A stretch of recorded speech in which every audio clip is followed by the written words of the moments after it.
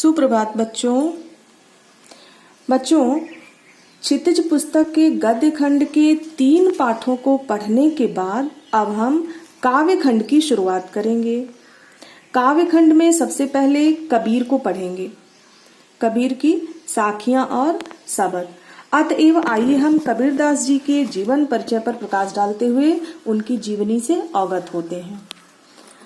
कबीर के जन्म और मृत्यु के बारे में अनेक किंवदंतियां प्रचलित हैं। किंवदंतियां का मतलब जो कथाएं मुंह से सुनी जाती हैं, उनका कोई लिखित प्रमाण नहीं मिलता है, उन्हें किंवदंतियां कहते हैं।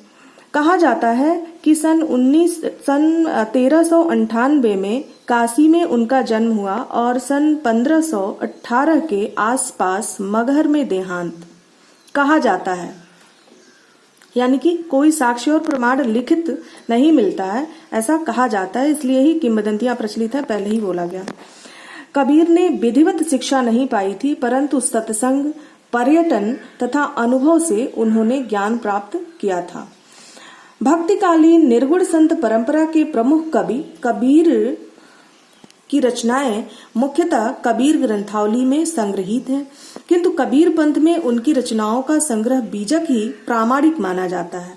कुछ रचनाएं गुरु ग्रंथ साहिब में भी संकलित हैं। कबीर अत्यंत उदार, निर्भय तथा सदगृहस्थ संत थे। राम और रहीम की एकता में विश्वास रखने वाले कबीर ने ईश्वर के नाम पर चलने वाले हर तरह के पाखंड, भेदभाव और कर्मकांड का खंडन किया।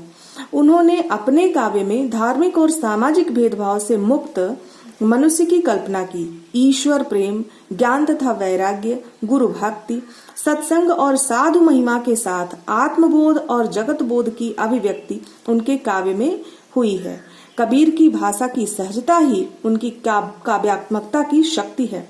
जन भाषा के निकट होने के कारण उनकी काव्य भाषा में दार्शनिक चिंतन को सरल ढंग से व्यक्त करने की